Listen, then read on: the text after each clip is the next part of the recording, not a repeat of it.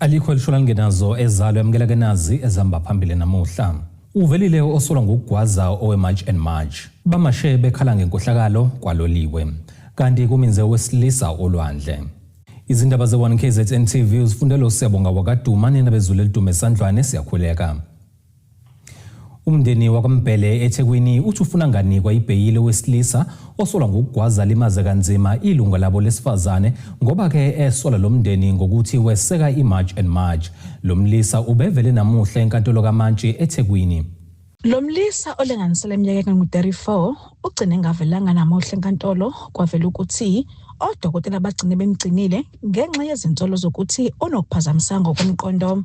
Ngesikhathi kufundwa isitatimende mayelana namacala abhekene nawo, uMantshi uZuma ukhale ngokuthi kuneyinhlelo engalandelanga kahle ngesikhathi kuyiswa lomlisa esibhedlela njengoba uwarrant officer eveza ukuthi wafika kubona elimele esandleni bamyisa esibhedlela ukuze ayothola usizo. Okuthe maqhubeka kwase kuvela ukuthi kuzomela ahlolwe ingqondo. Into evelayo ngoMantshi uthi ngemiyalelo yezomthetho elandelwayo isibhedlela azibisane sisethele isinqumo sokugcina isiboshwa. Wathi namuhla umsolwa bengela vele enkantolo bese kuba yiyona inqumo ukuthi kuzomela ayohlolwa ingqondo. There must be an application which is brought in terms of section 33. However, in this particular instance, there would appear that there is no application at all unless if there is one, but it was never brought to my attention. But from what appears is that the hospital or the facility decided on its own accord to just take this person in, as opposed to treating him for injuries. They decided now to attend to his mental health care. Doing so then causes prejudice to the criminal proceedings, which he ought to be arraigned before this court for. Umndeni weSisulu uveze ukuthi kuyabajabulisa ukuthi uMantshi ulibonile iphutha lenziwa amaphoyisa ebekade ebopha umsolwa. Okufike kwasijabulisa kakhulu masasingenele ngaphakathi ukuthi sibone inkantolo ivumelana nathi kulezi zinto ekade sizisho maqala lolu daba ukuthi kuningi ungahambisi kahle okwenziwa amaphoyisa kulolu daba ase eBluff ngoba ushilo inkosi enkantolo ukuthi namhlanje kwangafanele ukuthi mebemhambisela ukuthi ayostishwa esibhedlela umsolo. Sibhedlela sona sizithathe isinqumo sokuthi sifuna ukumchecka nengqondo ngoba bengazele lokho. Kwakumele bamstishe bambuyisele back same day kuma cells akwazi ukuthi ngakusasa avuke eyobhekana necourt. Kade beMarch and March bebekhona enkantolo ukuzokeseka umndeni. Sejabula ukuthi masiyumuzwa uMantshi ukhuluma into ehambisana nomthetho wase South Africa okuyiyona into esihlale siyisho leyo ukuthi amaMantshi sicela nje ukuthi nawo asize ekuthenini make ama judgment ahambisana nalento esisho. So thina siyajabula kakhulu ngoba siyamuzwa uMantshi ukhuluma lento edesisho ukuthi umsolo kahle kahle bekufanele ngabe uqale khona la enkantolo not ukuthi isibhedlela seyidecide sona ukuthi umuntu ohambe elimele isandla uyagula ngekhanda sazi ukuthi bafike kanjani kuleyo conclusion. Umsolwa kulindeleke avele kusasa enkantolo kaMantshi eThekwini ngesikhathi sasekuseni. Ngodaba Sibisi wezindaba ze1 KZN TV ku channel 261 ngesenkantolo kaMantshi eThekwini.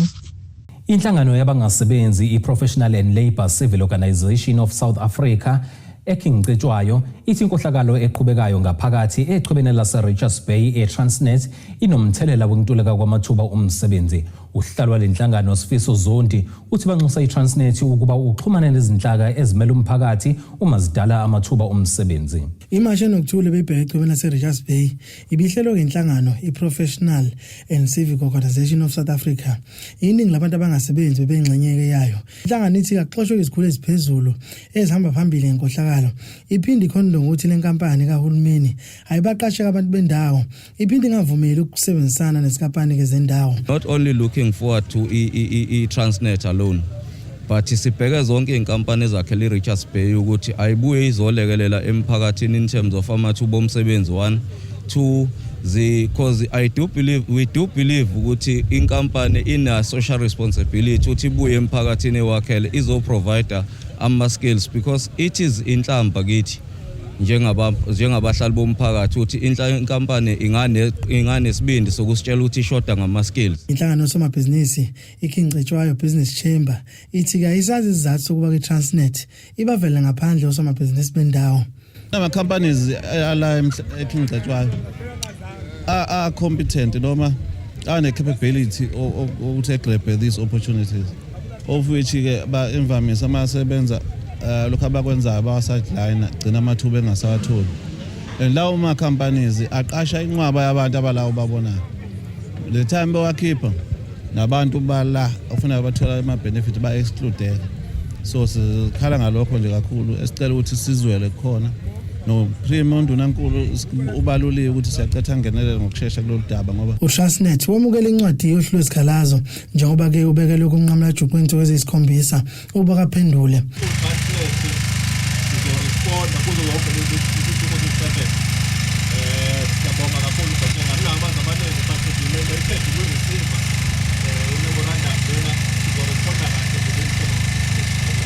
Inhlangano somabhizinisi iKingcetshwayo Business Chamber ithi izoqhubeka nembhikisho kuzona zonke izinkampani ezakhele Richards Bay ukulwa nenkohlakalo.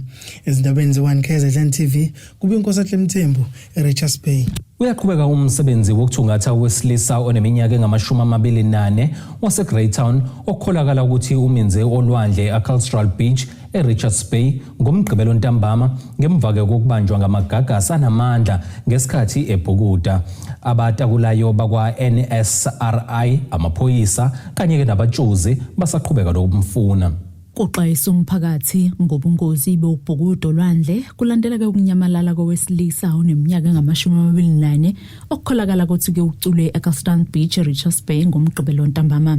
Lona kowesilisa okubiwe ukuthi ngowaseGreytown kuthiwa beyingxenye yeqembu lezemidlalo belivakashele eRichards Bay ngesikhathi ke ingena olwandle nabanye kuthiwa kubanje imsinga enamandla ngaphambi kokunyamalala ngaphansi ke kwamanzi. Umphakathi uxwayisa kuba uqaphelela ubhukuda khona. Umkhandlu uyaqinisekisa ukuthi ngomhla ka-18 kuJulayi kube nesigameko ke se-drowning esenzekile lapha eBeach. Kuthiwa ke lesigameko senzeke ngekhathi zabo 5:30 ke ntambama. Senzeka nje lesigameko ama-life guards ethu ke njengomkhandlu abeseshayisile emsebenzini engasekho. Sifisa ke ukudlulisa ke ukuzolana kakhulu nomndeni othintekayo ngalesigameko. Unxuso komphakathi ukuba uqaphele lapho ubhukuda khona olwandle bagwemeke ukungena emanzini lapho kungekho khona abaqaphi basolwandle futhi ke balandele zonke izixwayiso zezokuphepha ukuze ke kugwemeke izigameko esifuzelezi. Isake ukudlulisa ke ukuzolana kakhulu nomndeni othintekayo ngalesigameko ebese futhi sikhumbuza abavakashi bethu kanye nezakhamuzi zethu ezijwayele ukusebenzisa ke amabhishi ethu ukuthi zihlale ziqaphile ngokwazi ukuthi iziphi indawo ekuvumeleke ukuthi kubhukudwe kuzona futhi bagweme ukubhukuda uma ngabe bengekho labo ke abajutshwe ukwenza lo msebenzi ukuba ama lifeguards ngoba ke lokho kuzobabeka engozini ukuthi uma ngabe kukhona inkinga bazongakwazi ukuthi bathole usizo ngesikhathi. Kuze kube imanje kumkhondo wakhe ubungakatholakali abatakuli beNational Sea Rescue Institute amaphoyisa ophiko leSearch and Rescue kanye nama-police divers baqhubeka ke nokumbheka njengoba ke ubengakatholakali. Amaphoyisa ke asevule uphenyo kanti kumsebenzi wokusesha lo wesilisa usaqhubeka. Manje amathimba ethu abatshuzi asebenzisana ke nabe National Sea Rescue Institute bamatasa ke bazama ukuthungatha ke lo muntu ke esingathi ke uvelelwe ilesehlakalo esibhlungu kangaka. Njengomkhandlu ke senza konke okusemandleni ukuthi siqinise futhi nemikhankaso yokuqwashisa abantu ukuthi abagweme ukuthi ke basebenzise ulwandle uma ngabo bengekho labo jutshwe ukuba bagade noma baqapheke impilo yabo noma ukuphepha kwabo ngesikhathi besebenzisa lolu lwandle. Estabanizi 1 KZN TV nginguSamgeliswe Nqulunga ngiseRichards Bay. Usomlomo kaMasipala iRenkonyeni uPhumlani Gumbi uthi akajiki kwinkulumo yakhe yokuthi lowo kade ehilizisana naye kwivideo esabalale ezinkundleni zokuxhumana uqhamuka kwiqembu alibize ngokuthi elamahlongandlebe. Lokuhilizisana phakathi kwaSomlomo nelunga lomphakathi kwenzeke ngesikhathi bevula ihholo lomphakathi enkulu egama lakhe kuWard 25. Kule video ke kuswelakale ozogadla kuqala. Iyona le video sabalele ezinkundleni zokuxhumana ebonakalisa usomlomo kamasipala eRain Nkonyeni ehilizisana nelunga lomphakathi elithi lalibuza ukuthi kungani umphakathi ungabizwanga kuvula ihholo lomphakathi ku-Ward 25 enkulu egama lakhe. Akumenyezelwanga nje lutho kutheke ngalo usuku lomhla ka15 ngafonela ikhansela uSimo Sakhe Nyawosa okuyena oyikhansela se-Ward 25 ngathi babukhansela lisaqhubeka nehholo liyavulwa athi yena yes bese ngithi njengoba kungamenyezelwanga nje izothini into umphakathi awazilutho ikhansela bangasele honest nje la ngiphendula lathi cha badlala ngami laba bangifonela ilizolo late bayazi ukuthi kangena moto kangena mbhobho bathi ngizomemezela ngani because uma uthi uyabathinta abantu bakuthethe imoto asikho. Iqhuba uthi leli hholo lavulwa nyakenye livulwe kwesingakhi le hholo namhlanje kumhla ka15 kaJulayi ngoba ngomhla ka19 kaNovember leli hholo lavulwa. Uthi wayezobuza nokuthi ihholo liqashwa kanjani. Owesibili leli hholo liyasebenza kodwa sothi belingakavulwa official malisebenza asilazi libhukhwa kubani alina caretaker okuyena that is responsible for a day to day maintenance of ihholo ukubhukhwa kwalo nani kumanje up until today nje bangikhuluma nani nje umphakathi awazilela ukuthi limalini because one of the days ekhansela lathi lu1000 molubhuka induna yathi ithe lu1.5 buka lokho kudukuza eminyameni ukuthi the relevant people bekuyibona omapu uspeaker nomeya bebezokwazi ukuphendula umphakathi. Usomlomo eziphendulela uthi izinhlaka ezifanele zaziswa ngokuvulwa kwehholo. Abantu abamenyiwe the real stakeholders uNdaba Ezitha was there with almost zonke induna zakhe. Uthi abalivulanga ihholo nyakenye uchaza izizathu. Unamanga ngeke ngikwazi ukuyifihla leyo ngilokhu ngiyimbathisa. Unamanga ihholo alekaze livulwe.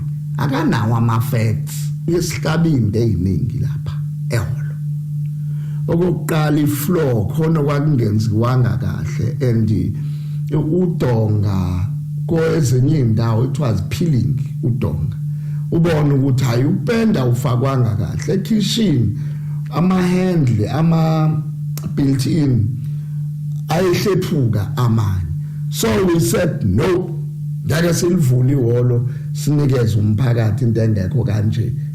Uthi akubanga yiphuthu kumbiza ngehlongandlebe. I'm repeating myself because it wasn't a mistake ngakusho ucabe ihlongandlebe and ngiyakuphinda futhi ukuthi uvele enhlanganweni yamahlongandlebe.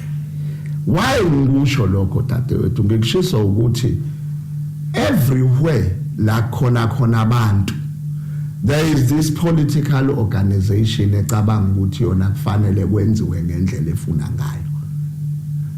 Ayikho in power, that's number one. God izofuna ukuthi abantu that are in charge bathule kulawule yona. Lumbiko beluyithulele uZamando Sicele wezindaba ze1 KZN TV ngisesayidi. Ake sihlabena nale ke futhi sihlangabeza futhi nezinye masibuya.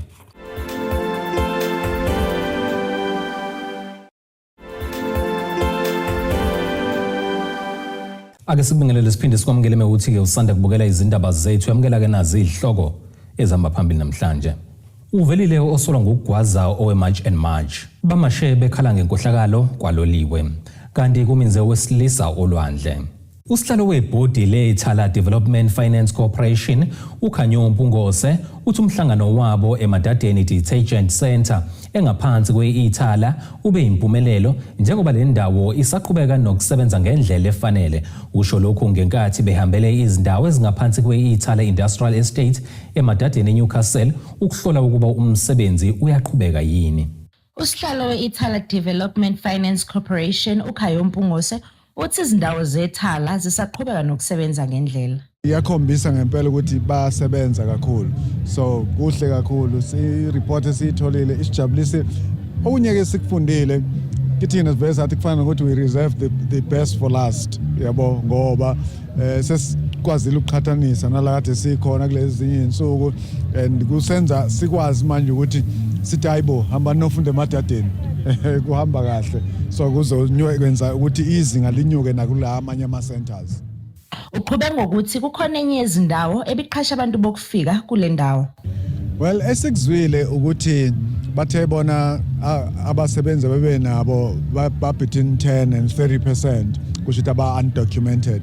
Of course shilo ukuthi lo umsebenzi kahulumeni kazwelonke njengoba sinolwazi bebambisene nabe province maqondana nezinto ezikhuluma nge-immigration. So thina njenge organization Italy Development Finance Corporation kusho vele it falls outside of our scope. Esingakusho ukuthina ukuthi sibakhuthaza ukuthi phela bona njengoba benamaphepha right fanele nabasebenzi babo baqinisekise ukuthi banamaphepha vele abavumelayo ukuthi basebenze la eNingizimu Afrika. Uphinde wagcizelela ukuba kuzo zonke izindawo abazihambelile ngaphansi kwe-KZN ziyaqhubeka nokukhiqiza izithelo ezinhle. Bonga kakhulu ngethuba esesibe nalo ngoba empeleni sinenyanga ezo5 kuphela siqalile ukusebenza njengeboard kodwa kusizile ukuthi singavele sithi sophila ngama reports nje siwathole emhlanganweni sathi sifuna ukuzibonela ngoba ukuzibonela kwenza ukuthi ukwazi nanokubuza imibuzo higher grade so to speak yabo ku level yokuthi we are engaging ngempela kwenza ukuthi thina umsebenzi esiwenzayo ngoba umsebenzi wethu omkhulu we-oversight njengoba si-accounting authority sibhekele thina ukuthi umsebenzi wenziwa i-Italy Development Finance Corporation wenzeka kahle. Ubesegcizelela ngokuba nalabo abafisa ukuba bethuthukisa amabhizinisi abo bengasondela kwi-Italy Development Finance Corporation. Bonke abafisayo ukuthi babambisane ikakhulukazi ama-SMMEs as well as ama-co-ops labo basuke befisa ukuthi balekeleleke abasondele kwi-Italy Development Finance Corporation ngoba sikhonela ngempela ukuthi balekelelwe. Okuhleke vele si-equipped ngoba sinawo i-executive yethu njengoba sihamba nayo nje eholwa ngu-CEO okwenza ukuthi sikwazi ngempela ukuthi izinto esizikhulumayo neso mase sihlela kahle mhlambe sibhekisisa i-strategy sethu sisithuthukisa kuzokwenzeka kahle ngamanye amazwi umsebenzi lo esingabambisana ngempela nomphakathi ukuthi uthuthuke ngenxa ukuthi sine board ekhuthele. Kubi kuthobeka dladla ezindabeni ze1 KZN TV emadadeni eNewcastle. Ubempumelelo umkhuleko wokududuza okanye wokuphulisa labo abazinhliziyo zabo zilimele. Lo mkhuleko obizwa ngokuthi ukwelashwa kwabazinhliziyo zabaphukileyo ububanjelwe enza labantu community hall eMzingazi eRichards Bay ngepelasonto. Ubuphumela obuningi bawo umphakathi osenseleni eRichards Bay enyakatho nesifundazwe ukuba ingxenye yenkonzo lapha labo abaphukile ezinhlizweni baphinde bebeduduze kade befundisa bedlulise ukubonga ukuphumelela kwenkonzo nokusekwa yilo mphakathi. Sibonga kakhulu ngenkonzo sibe nayo lapha kulashwa kwenhliziyo eziphukileyo. Ngiyazi ukuthi yonke into ethinta impilo yomuntu ihlala enhlizweni. Inhliziyo ibaluleke kakhulu wonke umuntu ophilayo. Inhliziyo udriver wempilo, inhliziyo iyo esifikisa kulapho esifuna ukufika khona. Amaphupho ethu afezwa inhliziyo zethu. Ucasuka kwethu vele enhlizweni zethu, impumelelo yethu ivele enhlizweni zethu, ukukholwa kwethu vele enhlizweni zethu. So kubalulekile njalo ukuthi inhliziyo njengomdriver wempilo ihlala ithole iservice.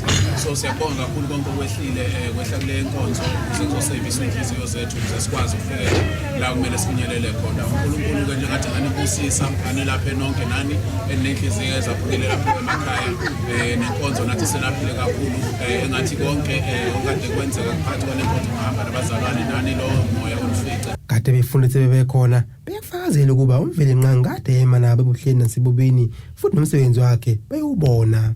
Simbonile ke bafowethu uNkulunkulu esindisa abantu kule ndawo, simbonile uNkulunkulu ekhulula abantu kule ndawo, bafowethu simbonile uNkulunkulu enza abantu bedlule ey'ntweni ebese babamba iminyaka ngoba bafowethu ayikho into ebalulekile njengokuthi umuntu aqale adlule esimeni. Ingakho ke namhlanje besibuthene kule ndawo yasenza labantu ehall yakhona la bekuhlanganiswe khona abantu abahlukahlukene bafowethu beqhamuke endaweni zonke bezothola ukuphila, bezothola amandla, bezothola ukuqhubeka nempilo, bezothola ukuzixolela ngaphezulu yonke into bafowethu ngoba ayikho into ebalulekile ukuthi uma usulimele ukwazi ukuthi udlule esimeni, and number 2 ukwazi uqala kabusha, and number 3 ukwazi ukuqhubeka ezintweni ebezibambile empilweni. Ngaphansi kwevangeli lokudumisa uapostoli uMkhwanazi noma uMkhwanazi la besihlangene khona. Amen. Bagcizelelile ukuba bakutholile ukwelapheka futhi bayafisa ukuba bakulethe nabanye ukuze bazosizakala. Sizakele kakhulu ngoba mina bengine-enga nje ukuthi like umama kamfundisanga ngikholwa ngikhule ngaphandle kamama uliso ugogo nomkhulu nje kodwa ngilephekile ukuthi uJesu uyena okwazi ukwelapha yonke into inhliziyo yaphukile uyakwazi uJesu ukwelapha so noma ngabe kuthiwa awunani uJesu yena owenza yonke into uyanakekela so ngiyafisa ukuthi njengoba bekuyinkonzo yokuqala yenhliziyo zaphukile la evangelini lokudumisa Christian Church ngiyafisa ukuthi nabanye ngameme ngokuzayo baba omama yinto ey'nsizwa ey'hamba kodwa zilumele inkonzo sithikisa eyiningi kakhulu eselapha uledwa umuntu esitholile ukuthi uyadla umuntu okwazi ukulapha inhliziyo uJesu kuphela. Lezi zindaba ze-1 KZN TV zibeqinisa ucele eRichards Bay. Ake siphinde futhi sihlabene nalo elinye ikhefu siyabuya nengosi yezomnotho kanjalo nezomdlalo.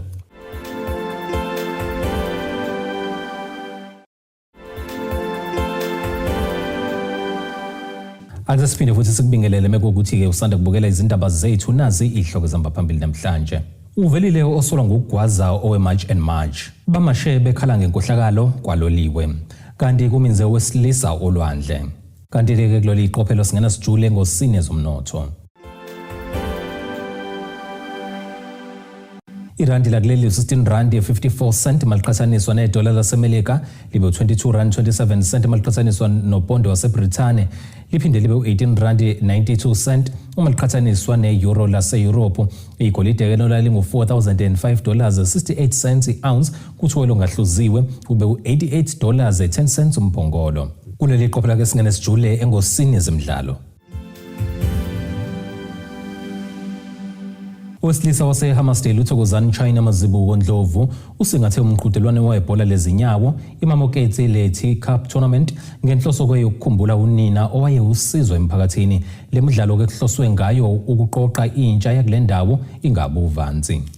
Umphakathi wase-Hammarsdale namaphethelo bewuphume ngomningi bawo uzothamela umqhudelwano iLeti Cup Tournament obubanjelwe ku-Ward 91 eHammarsdale ngenhloso yokukhumbula umama uMoketsi Leti ongunina womsungulwa lomqhudelwano uThokozani China Mazibuko.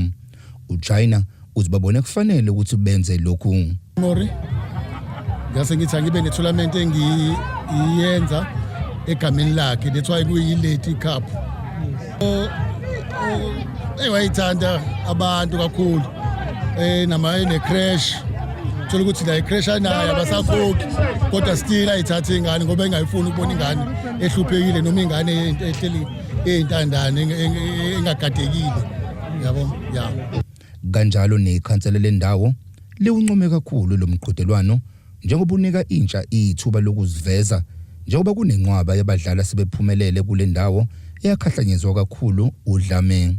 Most of the time zilvans so I saw something ukuthi zikwazi ukuthi zihlangane zibe nento ezokwazi ukuyenza that they will enjoy and babe nokufunda ukuthi ngoko wonke umuntu ofikile lana wazosupporta. Sibonga nama sponsors ethu, sibonge nama teams asukela la asuka khona aze azowamba umongamela and benza ilentoza yethu i-tournament yethu ibe success. Lemidlalo beyihanjelwe nabahlonza ikhono entsheni okuyizama okuhle academy kanti neqembu elinqobile lomqhudelwano okuyimlaba Village FC elihambe nesamba semali sika 12,000 wamarandi lizwake sukujabula ngokuba yingxenye yalomqhudelwano. Kids odume ngelachina so initiative le ethathwayo la eMpumalanga ngenxa yokuthi la sisuka khona sisuka kude kakhulu eMpumalanga ngodlame esaziwa njengelokishi elikhahlameza udlame ekhathini edlule ngama-80s so uma kuthi udlame lalamlekwa ibhola nalo lathatha indawo enkulu elayidlala so iqala ukubonakala ukuthi sihambelana ngalibhola kube sokuthi osomabhizinisi bonke sibanxenxe ukuthi bafethu sicela ukuthi kulekelelwe emphakathini waseMpumalanga namaphethelo ama-club ala aqhamuka kwiMpumalanga and surroundings. South Africa uyazi ukuthi sibe nama-international players la sibe no-Reese Busiso Zuma odlale eCopenhagen one-stage khona saba noMacbeth Sibaya sinama-various players adlalile ngisho kwi-PSL. Abantu babonakale bewuthakasela kakhulu lemidlalo njengoba bebonakala bephume ngomningi babo bezoseka amaqembu abo. iZamokuhle Sports Academy siqale inganeni from 4 years kuya phezulu boys and girls la eMpumalanga Township ngaphansi kobukhosi bakwaMkhize so nama surrounding areas ayakhaveka thina kwethu nje kulula kakhulu sifundisa izingane ngama football basics. Usizile ukuthi sizifinyele sigcine sikwazi ukubona i-tournament ukubambisana nje nalabafana laba engibacoachayo ungilalela bekwazi ukulalelana nabo kube ukuthi akekho digibalayo if ukuthi omunye ambonisa ukuthi akenze kanje lo izindabeni zwaNKZN TV bikuthi abantu maphumulo eHammersdale. Ake sikubhekelena naso isimo sezulu singalindeleka.